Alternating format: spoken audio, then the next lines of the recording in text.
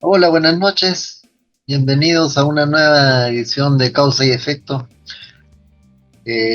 Hola César, buenas noches, ¿cómo estás? Buena, Daniel. Decimotrece, decimotercera, si no me equivoco. Decimotercera, sí, decimotercera ya la edición de Causa y Efecto. César, esta semana han habido una serie de eventos aquí en el Perú que pues, creo que vale la pena comentar. Por ejemplo, una cosa bastante inédita, un paro de transportistas reclamando contra la extorsión que vienen sufriendo por parte de mafias, para que les cobran cupos para poder operar. ¿Qué significa esto? Porque ya esto es grave, esto ya es casi nos estamos aproximando a la condición de estado fallido. No sé qué opinas. Si mira, los paros de transportistas que nosotros nos acordamos antes de los 90, Sí, por precio del, por, del, del pasaje, por el precio por de tarifas era pues claro. reposición. Pero ahora ya no, pues esto que está libre es por seguridad, con todo derecho, ¿no? Con todo derecho, mira, se ha atentado contra buses con pasajeros, contra choferes, contra cobradores, ha habido muertos y la extorsión es permanente contra las líneas de transporte. Se sienten sumamente inseguros y, están inseguros. El mismo día del paro, el Cono Norte, se habló de una quema de cerca de 25 buses. Originalmente se dijo, y se pasó un video, ¿no?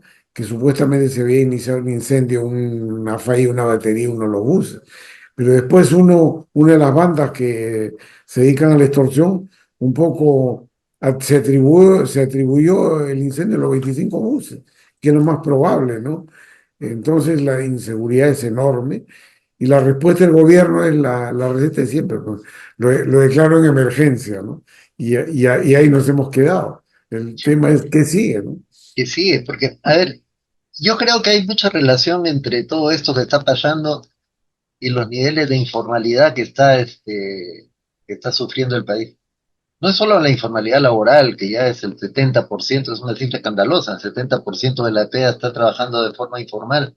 Pero la informalidad, o sea, el irrespeto a las leyes, a las normas, la no importancia del Estado en general, creo que lo que es algo que se está extendiendo, ya se ha extendido por la mayor parte de la sociedad.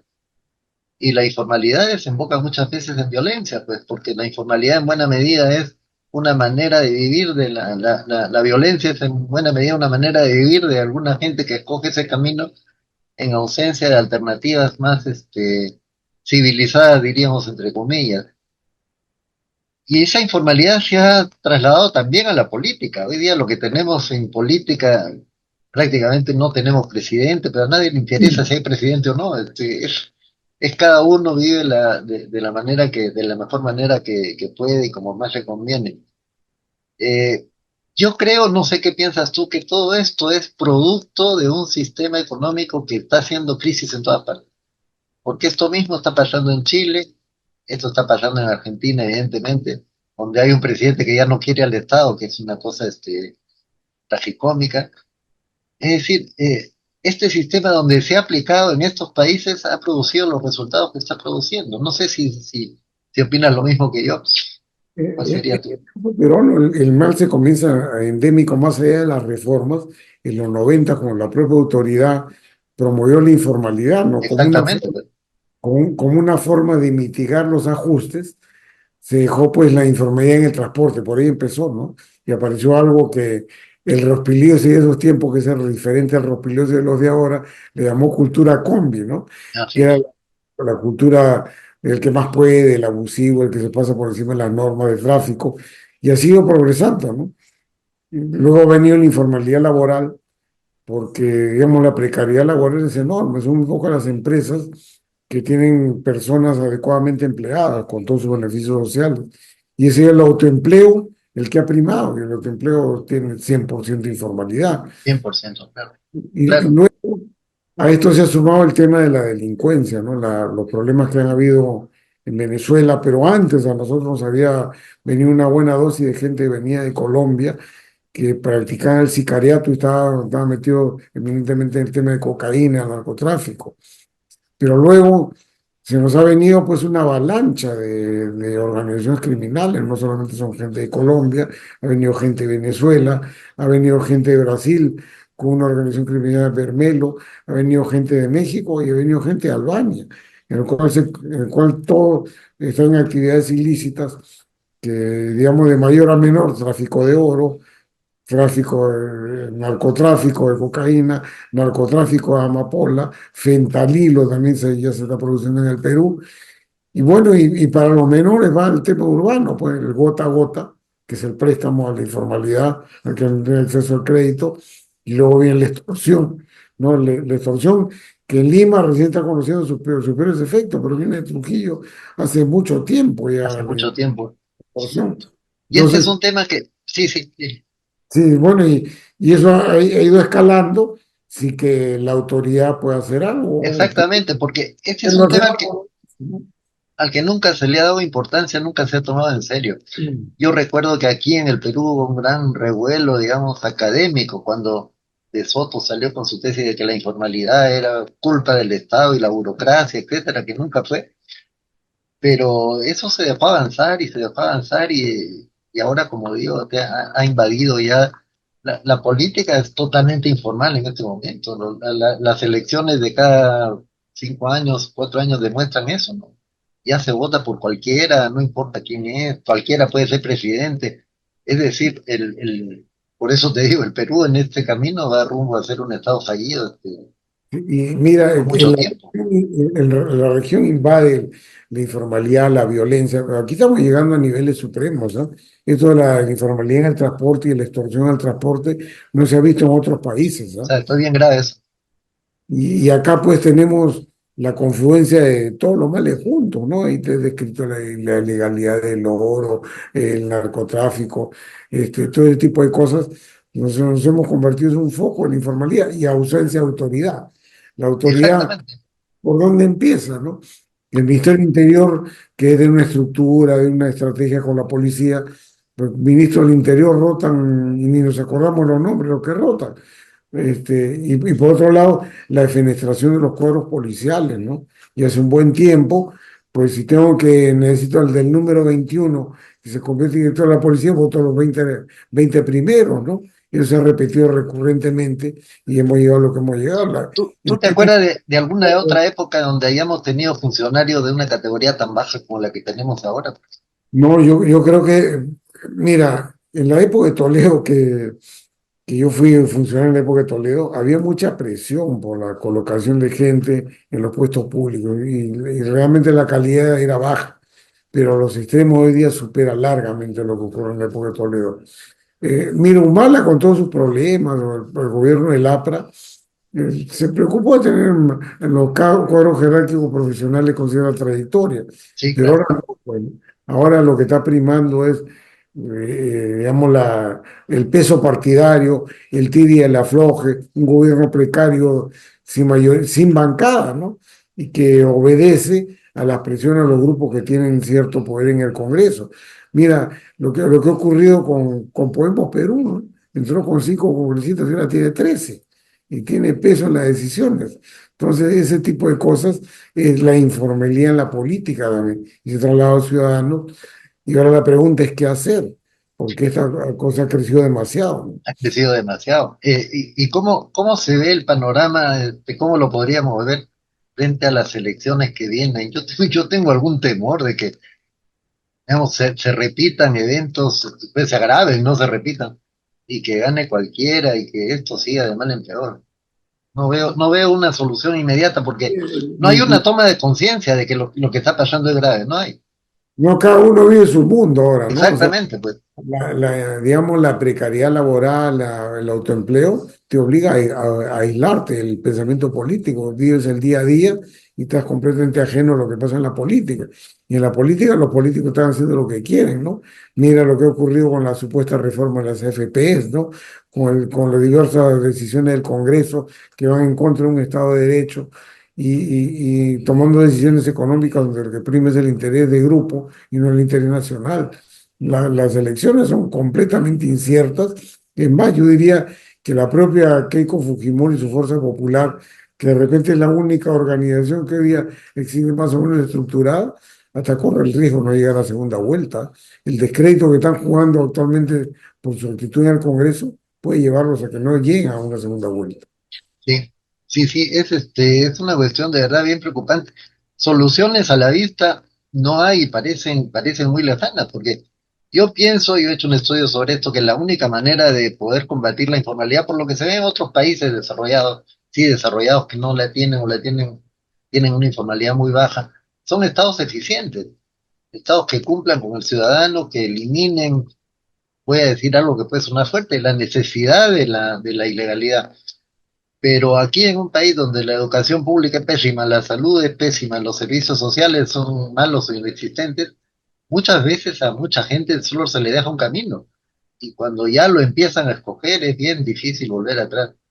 Eh, Como digo, no veo, y en las políticas de los partidos, sobre todo en los partidos de derecha o más de derecha, no se ve ninguna intención de cambiar este tipo de cosas, al contrario, pues quieren seguir en lo mismo.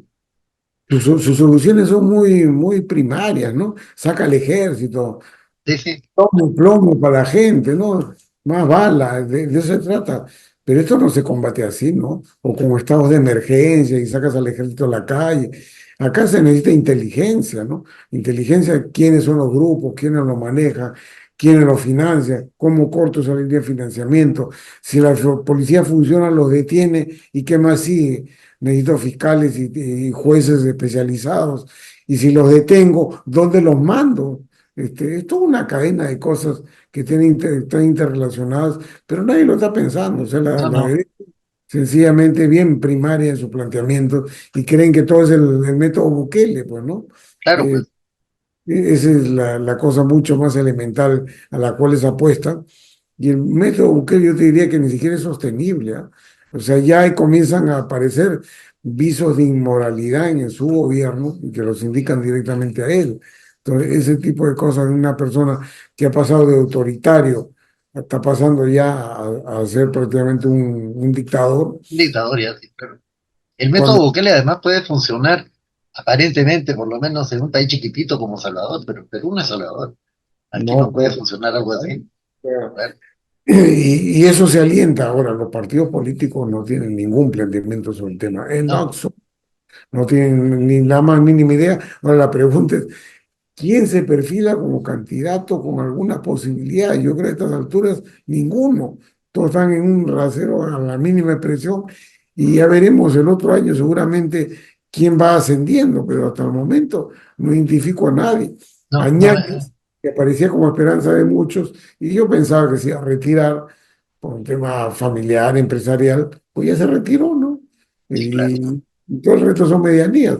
Y como te digo, partidos, partido Cristo también está muy disminuido, fraccionado, con discusiones doctrinarias al interior. El PPC es minúsculo, no existe el Bueno, partido. ya prácticamente no existe. Porque sí. Y hemos visto además el problema de los incendios forestales, ¿no? Y las reacciones del gobierno frente a los incendios forestales que francamente dieron pena, ¿no? La capacidad de reacción es inexistente, ¿no? Inexistente. Digamos, el equipamiento y de las personas que deberían mitigar los incendios no existe. O sea, los bomberos realmente están apagando casi con balde, diríamos, los incendios, con un par de helicópteros, cuando se extiende cerca de 12 regiones. Y bueno, nuevamente, ¿cuál ha sido la solución? Estado de emergencia, ¿no? Esa es la solución. Pero la solución para el gobierno, la solución en términos Sí. reales, ahí no ocurre nada. Más bien, en los estados de emergencia, la corrupción sube, porque eso te da derecho a contratar a dedo muchos de los servicios que se necesitan. Entonces, esos estados de emergencia, al final lo que termina sencillamente es en contrataciones indebidas con favoritismo y que luego termina en un señalamiento de corrupción. Yo mencionábamos en el programa que hicimos hablando del legado de Fujimori, que de alguna manera el legado de Fujimori está vigente, y creo que todo esto es parte del legado de Fujimori.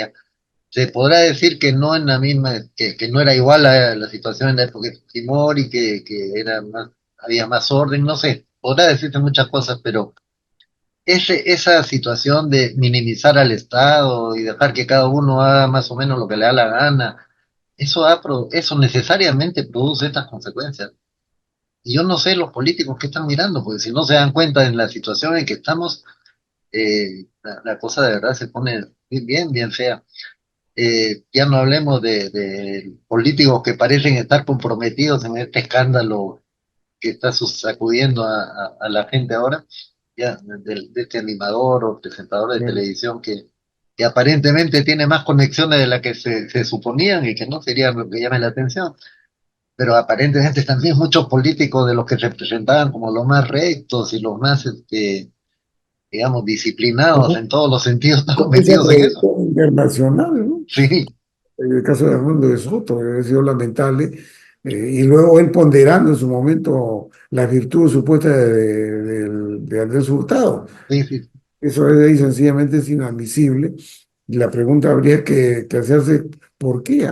¿Por qué esa forma de expresarse favorablemente a una persona que supuestamente lo está favoreciendo en un proselitismo que ni siquiera bien analizado, porque su programa tenía 1% de rating? Eso es lo que tenía. O sea, la capacidad ni existe siquiera, No ¿no? existe, porque estos son los políticos que aparecen solamente para las elecciones y no tienen ninguna trayectoria, ningún conocimiento de la política y creen que por alguna cosa que han hecho ya pueden ser presidentes. Eh, Pienso yo, es que la política, cuando la política se desacredita al nivel que lo ha hecho en el Perú, ya cualquier cosa puede pasar. Pues ya no hay formación de políticos de carrera o gente que se vaya preparando, estudiando, aprendiendo, como mal que bien había antes, ya no hay. Ahora cualquiera puede ser presidente, pues. ¿Dónde firmo? Nada más. Mira, digamos, el quiebre de los partidos o pensar que los partidos compiten en una elección realmente se dio en los 90, ¿no? En el Claro. 90, cuando Fujimori emerge, y bueno, hizo sus cosas relacionadas con la economía, algunos cambios estructurales, pero era impensado. Y eso llevó a que cualquiera se queda con posibilidades de presidente. Ahí tuvimos a Toledo, bueno, García sí ya tenía una trayectoria, pero ahí vimos su mala, ¿no? Ollanta hemos visto eso, lo hemos visto a Pedro Castillo. Bueno, PPK era un insider, ¿no? No era un outsider, era Y un insider. Pero inmediatamente apareció Vizcarra, ¿no? Apareció Vizcarra. Y cada día hemos ido peor. Y no hay, pues no hay realmente, cualquiera se cree con posibilidad. Si no, no se aplicaría que haya 30 candidatos, ¿no? Todo el mundo se cree que puede ser presidente. exacto, pues claro, ese es el peor síntoma. Hoy día nos comentaban un tema que creo que está relacionado con esto, aunque sea indirectamente, que es el tema de los pesqueros chinos, ¿no? Este, Parece que la pesca ilegal es enorme, los chinos están pescando donde le da la gana sin autorización, pero el Estado no, bien, gracias. No, Mira, ahí me llamó mucho la atención en este tema de la pota, que pues es un tema que ha emergido por la pota. La pota se ha quintuplicado el precio en el sí, mercado local. exactamente. Entonces, pero las versiones, ¿no? Bueno, hoy día salió el embajador chino en el Perú a decir que no, las embarcaciones chinas no están dentro de las 200 millas, que están fuera.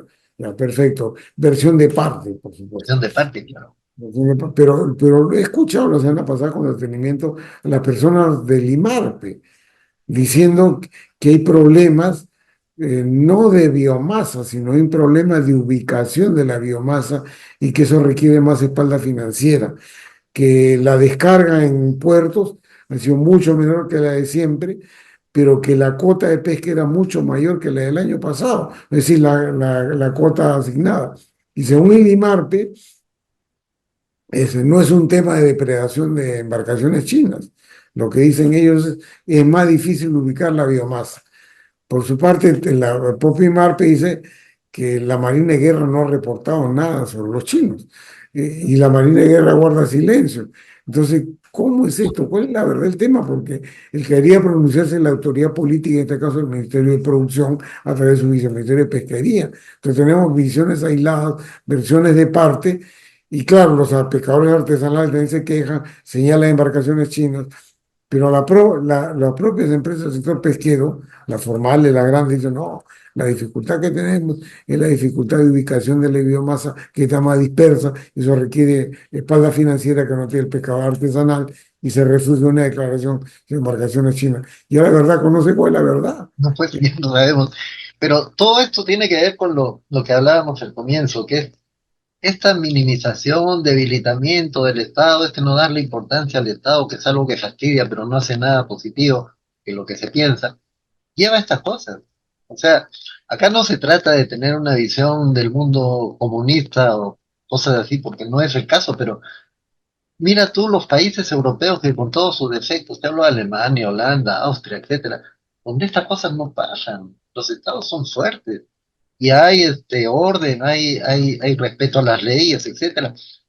El eliminar al Estado de facto como, de hecho, eso sí es herencia de Fujimori, minimizar al Estado, el sector privado arregla todo, etcétera, etcétera, cosa que, desde el punto de vista económico, es una falacia tremenda, pero ya vemos desde el punto de vista social las consecuencias que esto está trayendo. Eh, pero ya te digo, ya lo que estábamos conversando, no veo que haya una reacción de los políticos para decir, bueno, la solución puede ser esta o tenemos que hacer esto para mejorar la situación o hay que financiar mejor al Estado porque, dicho sea de paso, con una informalidad del tamaño de la que tenemos, evidentemente los recursos del Estado no alcanzan para nada. Eh, es bien difícil, yo no sé Sí, si a corto plazo, no creo. mira, y en los países europeos, que otro comportamiento de la autoridad, otro comportamiento ciudadano, pasa por la educación pública. Sí, claro, pues, Pública te da ciudadanos de diferente categoría. Lamentablemente acá la educación pública no vale nada. O sea, el que estudia en un colegio estatal difícilmente puede competir en la vida privada y conseguir un buen trabajo. Y termina en el autoempleo, ¿no? Y claro. en el autoempleo es todos los días veamos cómo nos ganamos la vida y te inventas un trabajo y cuando dice que quiere el Estado, lo que quiero el Estado es que no me fastidie. No, Eso es lo que no, quiero. Cuando, exactamente. cuando había, por ejemplo, las protestas al inicio de Dina Boluarte, y las protestas habían en Puno, por ejemplo, y me preguntaban, ¿y qué quiere esa gente? Que el Estado no venga, eso es lo que quieren, que el Estado no intervenga en Puno, madre de Dios, no quieren al Estado allá. O sea, no los tienen de terroristas, no quieren que el Estado vaya. Pero ya quisiera, la culebra siga pasando por Desaguadera, el mercurio ilegal para la minería del oro en Madre de Dios venga de Puno, el oro ilegal salga digamos, de Madre de Dios por Puno y salga a Bolivia y luego se legaliza. Eso es lo que querían. No me toques, no quiero nada, no quiero que me den nada, pero no quiero que intervengas. Pero Ese es es todo. que era inevitable que pasara una cosa así. Y todo esto está ligado también a algo que no pasa en los países desarrollados, que es que acá en estos países la brecha social se va incrementando de una manera cada vez más peligrosa. Y la Nadie, educación tiene mucho que ver con eso, porque, es decir, hay dos tipos de educación, la educación privada que es paga y puede ser cara, y la educación pública que es muy mala. Pero cuando cada vez que pasa una generación por el colegio, la brecha se va a incrementar, porque los mejores puestos se van a ir a los que tienen la mejor educación, que no son los que vienen de la educación pública. O sea que viendo el país a futuro está en un callejón sin salida que parece que a menos que se tomen medidas de algunas medidas que tiendan a solucionar esto, no sé, el futuro no se presenta como muy a la buena, ¿no? lo peor es que no ves al político que pueda luchar una presidencia de la República o una visión de Estado de las cosas que estamos hablando. O sea, lamentablemente no veo a ningún político. Fuerza Popular, que es la organización mejor estructurada por el momento y con vaca en el Congreso, yo no la veo. En el Congreso yo lo veo haciendo cosas que realmente que no deberían ocurrir. Han promocionado la ley de fondo de pensiones que al final no lleva a beneficiar al pensionista y gran objetivo era que no haya una pensión más baja que 600 soles. Ha estado toda la fuerza ha puesto eso y la pregunta es, ¿y el que ha aportado diligentemente durante años, qué le espera? Vos le espera que tu pensión a los 65 años se calcule en mensualidades hasta los 100 años, ¿no? Y que si tu fondo pierde, la AFP sigue ganando. Claro. Eso ahí, que la verdadera reforma no se toca. Y eso requiere, pues, de formación Pero es que hay política. muchos intereses detrás de eso, César, Claro, muchos claro. Entonces, intereses. y lamentablemente no hay interlocución. Nos convertimos en voces aisladas que hablan de este tipo de temas, pero nadie quiere tocarlo. Mira, los FP cuánto dinero han perdido por tener sus amigotes en las empresas que han perdido dinero. Gran y Montero, por ejemplo, se ha tenido Claro, fondo del claro. FP. Refinería La Pampilla ha tenido fondo del FP, que es digamos, la acción se deterioró y luego hicieron un aumento de capital y licuaron los accionistas minoritarios. Todo eso ha pasado por los AFP, que ha tenido directores de esas empresas. Y qué gracioso el sistema, es irónico. El sistema de la AFP fue creado en Chile, pues. Y allá hay grandes protestas contra este sistema también. Hubo en Argentina y desapareció. Pero el sistema de la AFP es un sistema de reparto inverso, porque toma el dinero de los que menos tienen para dárselo a los que más tienen, vía inversiones en acciones, en bonos, en este tipo de instrumentos. Es un sistema redistributivo perverso el de las AFP. Aparte de que las pensiones que pagan son lamentables. Claro, y justamente porque, primero que en las inversiones te dicen, te prometen casi como la religión, tu beneficio está en el reino de los cielos, ¿no? No en la vida terrenal. Entonces dice, no, espérate, hemos perdido un periodo, en el próximo nos recuperamos, ¿no? Como sacas una gran media. Pero hay cosas muy evidentes donde han perdido dinero y han actuado tardíamente, sin que nadie les diga nada. Nadie les diga nada en ese tema. Y por otro lado, la autoridad, porque en la superintendencia de bancos y seguros supuestamente supervisan a las CBPs. Nada, sencillamente mutis completo a los excesos que pueden cometer. Entonces, esa combinación son los que manejan los fondos de las personas, es como le da su gana, ¿no? Y no es solo las AFP en el sistema financiero, el sistema bancario peruano es muy, muy injusto, es un sistema que no promueve la industria en el país, la pequeña industria, esto no está siendo promovida por el sistema financiero. El spread en el sistema financiero es que la diferencia entre la tasa pasiva promedio y la activa promedio más o menos de 12 puntos. Y esto a nivel mundial es escandaloso, porque en Europa, por ejemplo, hay 3 puntos, como mucho. Acá hay 12, o sea que acá los bancos se llevan la plata como les da la gana. Y los intereses que cobran, evidentemente, desaniman a cualquier, o llevan a la quiebra a cualquier pequeño empresario. Y acá hay un Y, problema adicional que creo que tiene que ver con lo que hablábamos al comienzo. No es solo, pero en buena medida la informalidad también responde a la falta de oportunidades de empleo, pero que las oportunidades de empleo importantes vienen dadas por la industria. Pero el Perú tiene un porcentaje de PBI industrial de 12 puntos, 12%. O sea, la industria es 12% del PBI total, que es cuando en todas partes del mundo está por lo menos en 20%. Esto también es una herencia, pues. O sea, no hay oportunidades de inversión importantes en el Perú. Toda la inversión extranjera importante se va a la minería o los recursos naturales. ¿Y quién genera empleo entonces?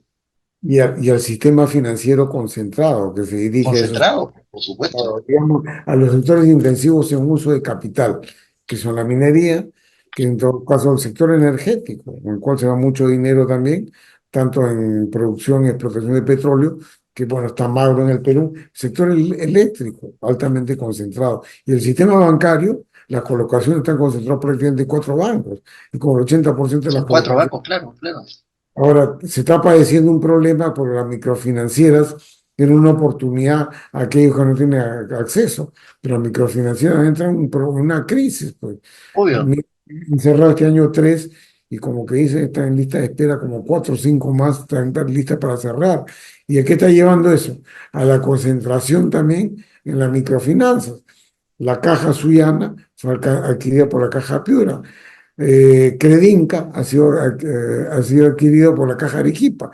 Pero también las microfinancieras comienzan a concentrarse y sencillamente eso ahí va a llevar a un símil de lo que ocurre en el sistema bancario tradicional. 3 o 4 entidades conceden el crédito. Sí, claro. Este, las microfinancieras no van a tener mucho éxito si hay una situación recesiva, la gente no puede pagar y los que se prestan ahí son generalmente la gente que tiene menos recursos. Yo quería poner solo un ejemplo para cerrar el tema que ya he hablado antes, cómo es la situación, por ejemplo, en los países europeos que son de derecha, ¿no? Son de derecha, no digamos que son países de izquierda, Alemania, Austria, Holanda, España, no son países de izquierda, países de derecha, pero qué facilidades tiene el ciudadano allá. Por ejemplo, la educación es gratuita, en Alemania es gratuita desde el nido hasta la maestría, inclusive, gratuita y pública del nido a la maestría. La salud, hay salud privada, pero la salud pública es muy buena. La persona que necesite una urgencia se puede atender en una institución de salud pública. Las pensiones son de primera calidad, etcétera, etcétera. Por lo tanto, el ciudadano está contento con su estado. y el ciudadano no siente la necesidad de rebelarse contra su Estado. Es todo lo contrario de lo que sucede en países como nuestro. Y ahí el malestar está yendo por la migración, ¿no? Es decir, sí, sí, Ese viene por ahí el malestar y la derechización. No es por la discusión de estos temas, ¿ah? La discusión ahí sea justamente por la migración. Es el tema claro, grande. porque incluso el tema, la palabra derechización o ultraderecha que les ponen es bastante tendenciosa. Los programas de estos partidos no son necesariamente de ultraderecha, son de corte socialdemócrata autoritario, si quieres, pero no son partidos de ultraderecha. Pero bueno, creo que podemos hablar de eso en otra oportunidad porque ahora el tiempo se nos pasó rápido. Es, Y el tema de la informalidad, la educación.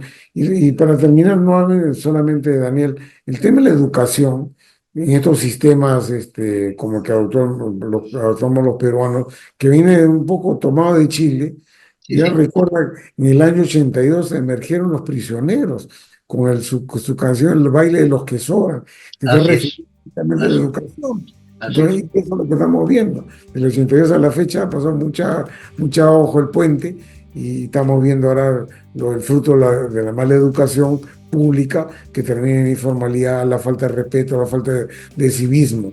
Entonces hay que recuperar la inversión pública. Bueno, vamos a ver, seguiremos tratando de aportar, a ver si algún partido político escucha, al menos en su programa ponga algo para poder rescatar ese tipo de cosas que son necesarias, ¿no? Seguiremos tratando, César, porque creo que este es un tema que da para mucho y hoy día el tiempo se nos quedó corto, pero seguiremos hablando de esto en próximos programas. Por Muchas gracias supuesto. nuevamente, nos volvemos a ver la próxima semana. Un saludo para todos, cuídense, chao.